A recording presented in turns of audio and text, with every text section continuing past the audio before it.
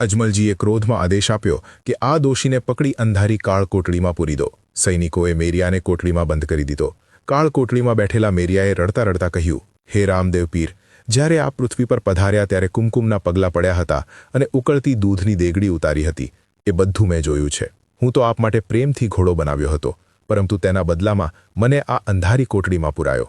હે મહારાજ, મને આ નરકમાંથી બચાવો. આમ કહી તે રામદેવ પીરની સ્તુતિ કરવા લાગ્યો. એ જ સાંજે દાસીઓએ મીનળદેવીને સમાચાર આપ્યા કે રામદેવજી ઘોડો લઈને દરબારગઢમાં રમે છે. અજમલજીએ તરત જ મેરિયાને છોડી મૂકવાનો હુકમ કર્યો.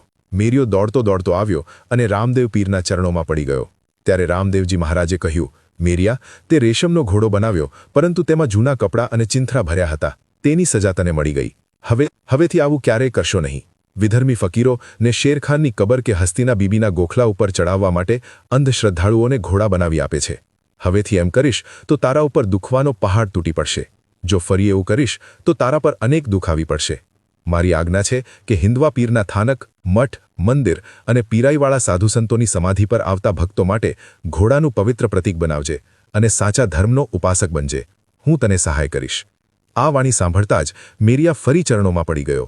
તેને દિવ્ય પ્રકાશના દર્શન થયા અને ત્યારથી તે મેરાઈ ભગત તરીકે પ્રસિદ્ધ થયો. મિત્રો, તમને અમારા વિડીયો પસંદ આવતા હોય તો વિડીયોને લાઇક કરો, કોમેન્ટમાં જય રામાપીર અવશ્ય લખજો અને અમને ફોલો કરવાનું ભૂલશો નહીં.